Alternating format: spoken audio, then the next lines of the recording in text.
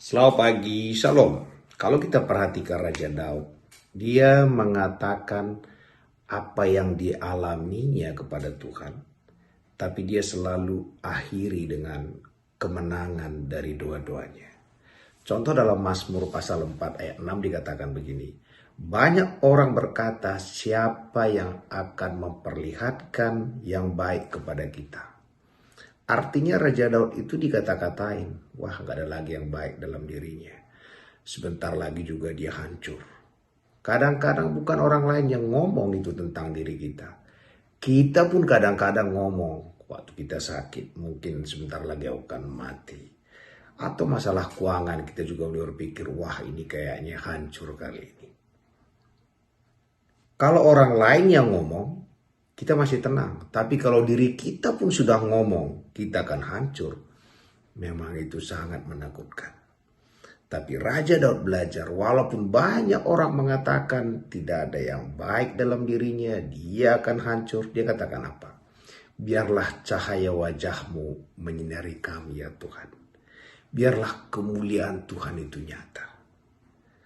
Jadi hari-hari ini, kalau orang bilang sesuatu tentang kita sebagaimana Raja Daud tadi, kita jangan juga bilang itu tentang diri kita.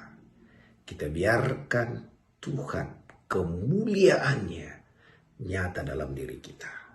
Dan dikatakan ayat selanjutnya, engkau telah memberikan kepadaku lebih banyak sukacita dari mereka yang kelimpahan gandum dan anggur. Jadi sukacita itu tidak lagi karena materi. Sukacita itu adalah karena Tuhan memberikan kepada kita. Hidup kita kadang-kadang hanya tergantung dua hal. Kita sehat dan kita punya uang. Waktu dua-dua ini diambil, hilang sukacita kita. Kita belajar dari Raja Daud tadi. Aku lebih bersukacita daripada mereka yang kelimpahan. Dan biarlah hari ini kita tidak terganggu lagi dengan keadaan bagaimanapun. Dan kita juga tidak terganggu dengan apapun kata orang. Karena Tuhan menjadi kemuliaan kita. Oh artinya kita akan sakit-sakitan, kita akan miskin? Tidak. Tapi itu tidak mengganggu kita lagi. Tuhan sudah berjanji saat kita selalu puas dengan Tuhan. Maka apa yang dicari bangsa-bangsa, Tuhan akan berikan kepada kita. Artinya kesehatan itu, keuangan itu bukan urusan kita lagi. Urusan pemilik hidup kita. Pemilik hidup kita adalah Yesus. Apakah kita tidak akan mengalami badai? Iya mengalami banyak badai yang kita lewatin. Tapi tidak mengganggu kita lagi. Karena kita sudah melihat semua karena kemuliaan Allah saja. Karena itu pagi hari ini, apapun kata orang, apapun kata diri kita, atau orang lain lebih berkelimpahan, kemuliaan kita berasal dari Allah dan juga sukacita kita lebih banyak daripada orang yang sangat kelimpahan. Salam dalam Roma 4 ayat 18 dikatakan, sekalipun tidak ada dasar untuk berharap, tetapi Abraham tetap berharap. Walaupun dia tahu bahwa dia sudah 100 tahun dan istrinya tidak bisa melahirkan. Dan kalau kita perhatikan, Abraham tahu faktanya. Benar faktanya dia sudah berusia 100 tahun dan mereka sudah menikah puluhan tahun dan tidak bisa punya anak. Tetapi walaupun dia lihat semua hal-hal yang fakta yang dia kenyataan yang dia lihat itu, dia tetap berharap kepada Tuhan. Kalau kita perhatikan hidup kita, tidak akan pernah sesukar yang Abraham hadapi. Tidak akan pernah. Jadi masalah-masalah apapun yang kita hadapi, itu selalu lebih gampang daripada masalah yang Abraham alami. Jadi walaupun dia tidak ada dasar untuk berharap, Abraham tetap berharap. Dan kita memiliki dasar untuk berharap. Karena kita memiliki Kristus yang sudah melakukan segalanya bagi kita. Dan kalau kita belajar dari Abraham ini, tidak ada lagi keadaan apapun membuat kita putus asa. Tidak ada lagi peristiwa apapun membuat kita hilang pengharapan kita. Benar, faktanya semua benar. Tapi kita belajar dari Abraham, kita tetap berharap kepada Allah. Apapun yang sedang kita alami. Karena masalah yang kita alami tidak pernah lebih besar daripada yang Abraham alami. Pagi hari ini, mari tetap berharap kepada Tuhan. Dalam keadaan bagaimanapun, selalu harapkan yang terbaik. Karena Tuhan berjanji, Dia tidak akan pernah mengecewakan kita. Salam. Kalau kita lihat di Alkitab, Allah kita selalu aktif untuk menyelamatkan kita. Di Perjanjian Lama, waktu Adam jatuh ke dalam dosa, Allah yang aktif mencari Adam. Allah katakan, "Di mana engkau, Adam?" Dan juga kita perhatikan Musa. Waktu Musa menganggap dia sudah di padang gurun 40 tahun, tak ada lagi harapan untuk melayani Tuhan. Tuhan yang aktif mendatangi Musa. Juga kita perhatikan Petrus. Petrus waktu itu dia sudah menyangkal Yesus dan dia meninggalkan pelayanan itu. Tuhan juga yang mendatangi dia. Juga Gideon dan juga kita semua. Seringkali kita berpikir kita yang lebih aktif mencari Allah. Kita yang mengasihi Allah.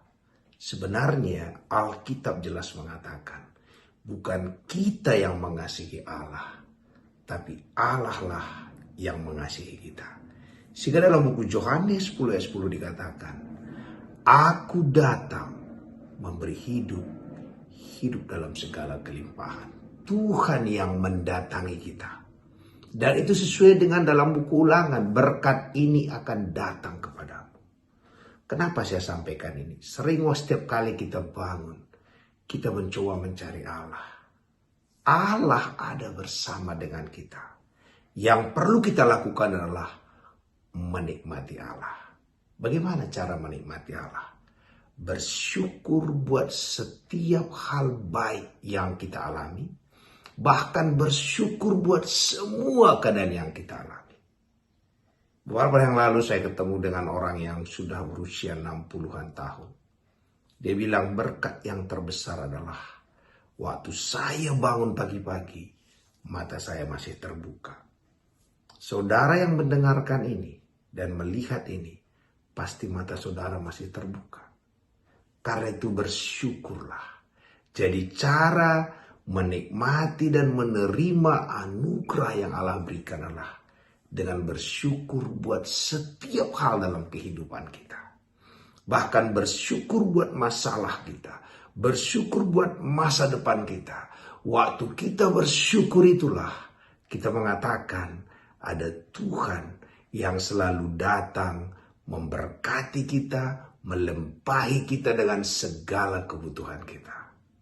Pagi hari ini nikmati Tuhan dengan cara bersyukur kepadanya di dalam segala hal yang sedang kita alami. Shalom. Semua yang terjadi dalam kehidupan kita sebenarnya adalah baik bagi kita. Allah tidak mengizinkan sesuatu itu terjadi kecuali Tuhan tahu itu akan mendatangkan kebaikan bagi kita. Walaupun mungkin peristiwa itu tidak baik. Tapi hidup kita Allah sudah rencanakan dari awal. Karena sebelum dunia ada pun Allah sudah memilih kita. Di dalam kandungan Allah menenun kita. Dan hari ini Allah sedang mendandani kita. Dan kalau orang pergi ke salon lagi didandani, saudara kadang-kadang mengerikan. Di kampung kami dulu dikenal itu namanya sasak. Jadi kalau mama saya itu sasak, kalau belum selesai saudara, dia keluar belum selesai sasaknya. Dia seperti singa yang keluar saudara. Jadi hari ini mungkin saudara kelihatan seperti singa, tetapi percayalah yang mendandani kita adalah Tuhan. Dan dia akan memastikan bahwa apa yang dia mulai, dia akan sempurnakan. Jadi hari ini jangan tangisi apa yang sudah terjadi, apa yang sedang terjadi. Allah satukan semua itu, semua ramuan itu, atau semua ingredient itu Tuhan buat menjadi indah bagi dia. Bagian kita hanya satu. Selalu berharap, selalu percaya yang terbaik Allah siapkan bagi kita. Kenapa Allah siapkan bagi kita selalu yang terbaik? Dia Bapa kita. Dia sudah putuskan untuk mengasihi kita. Dan waktu dia putuskan mengasihi kita, dia berikan anaknya kepada kita. Dan kalau anaknya pun diberikan kepada kita, apa yang gak dia berikan? Sehingga apapun yang kita alami hari ini mungkin tidak enak, tidak nyaman. Itu semua Allah izinkan untuk memastikan itu baik dan berguna bagi kita. Karena apa yang Allah siapkan di depan kita jauh lebih baik daripada apa yang sudah berlalu yang sedang terjadi. Karena itu hari ini selalu beria-ria di dalam Tuhan. Karena Tuhan melindungi kita. Karena Tuhan menyayangi kita. Karena Tuhan berjanji akan selalu mengangkatkan kita. Dan yang luar biasanya, Tuhan berjanji selalu bersama dengan kita dan takkan pernah sekalipun meninggalkan kita. Shalom, setiap saat kita selalu berperang. Peperangan itu ada dalam pikiran kita. Tandanya kita kalah. Kita mulai bad mood, kita mulai khawatir, kita mulai takut, kita tidak tenang, kita khawatir. Itu artinya dalam peperangan itu kita kalah. Dan dalam peperangan itu akan banyak informasi yang kita dengar. Apa yang kita rasakan, apa kata orang, apa kata survei, apa kata dunia ini, dan apa kata fakta. Jalan satu-satunya biar menang dalam peperangan itu adalah memperkatakan apa yang Tuhan katakan dan mempercayainya. Dan supaya kita bisa percaya atas apa yang Tuhan katakan, perkatakan itu berulang-ulang. Contoh kalau kita anggap masalah kita tak pernah selesai. Yesus sudah katakan sudah selesai. Kita sepakat dengan Tuhan. Walaupun faktanya memang belum selesai. Walaupun faktanya semakin mengerikan. Tapi kepada siapa kita sepakat. Itulah letak kemenangan itu. Dan waktu Yesus katakan sudah selesai.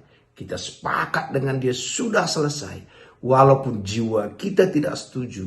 Pikiran kita tidak setuju. Faktanya bertentangan. Tapi saat itulah kita taat kepada firman Tuhan. Dan waktu kita mulai perkatakan berulang-ulang sudah selesai. Sudah selesai. Dan pelan-pelan iman kita akan muncul. Dan berlaku dalam segala hal. Masalah keuangan, masalah kesehatan, masalah masa depan, masalah apa saja. Setiap hari terjadi peperangan di pikiran kita. Jadi kalau kita nggak tahu firman Tuhan, kita nggak tahu firman Tuhan mana yang harus kita pegang, maka kita akan selalu kalah. Sementara sebenarnya firman Tuhan itulah senjata kita satu-satunya untuk memenangkan peperangan dalam pikiran kita. Dan waktu kita pegang firman Tuhan, Roh Kudus mengingatkan kita, maka kita bisa bersuka cita bahkan di tengah badai yang besar. Tuhan tidak berjanji tidak ada badai.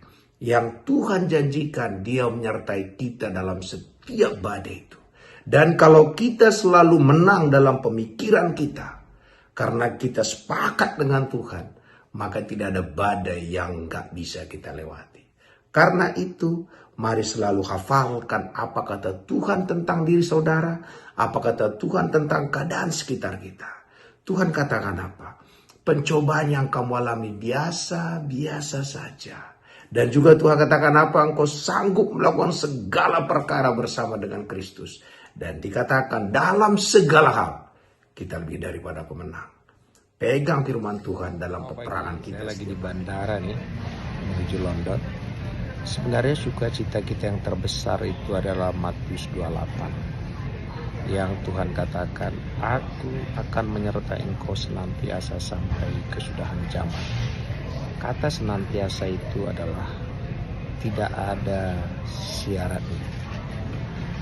Kita dalam keadaan baik, tidak baik, kita susah, tidak susah, diberkati, tidak diberkati. Tuhan berjanji akan selalu menyertai kita. Dan bahkan kalau kita dalam kegelapan, Tuhan katakan Dia akan menuntun kita dari kegelapan kepada terangnya. Maka Raja Daud buat statement, kemanakah aku bisa pergi menjauhi roh-Mu Tuhan? Kalau aku ke tempat gelap, di situ pun terang-Mu menerangi aku. Kalau aku membuat tempatku di tempat dengan kecepatan cahaya matahari, tangan-Mu juga menolong aku. Bahkan kalau aku taruh di dunia orang mati pun, di sana pun Kau ada. Penghiburan kita hari ini selalu ingatkan, Tuhan menyertai kita. Itulah pesan sebenarnya waktu Yesus datang, Immanuel. Tuhan tak pernah lagi meninggalkan kita. Dan kalau Tuhan beserta kita, Yesus mati pun dibangkitkan. Jadi hari ini bangga dan bersyukur dan nikmatilah penyertaan Tuhan itu. Setiap kali kita merasa banyak tantangan, banyak masalah, ingatkan diri kita, Tuhan selalu bersama dengan kita, dan Tuhan itu jauh lebih besar dari segala-galanya. Dan bagi Tuhan tidak ada yang nasi telah menjadi bubur, dan bagi Tuhan tidak ada masalah yang terlalu besar. Karena itu nikmatilah kehadiran Tuhan, kebersamaan Tuhan yang senantiasa bersama dengan kita.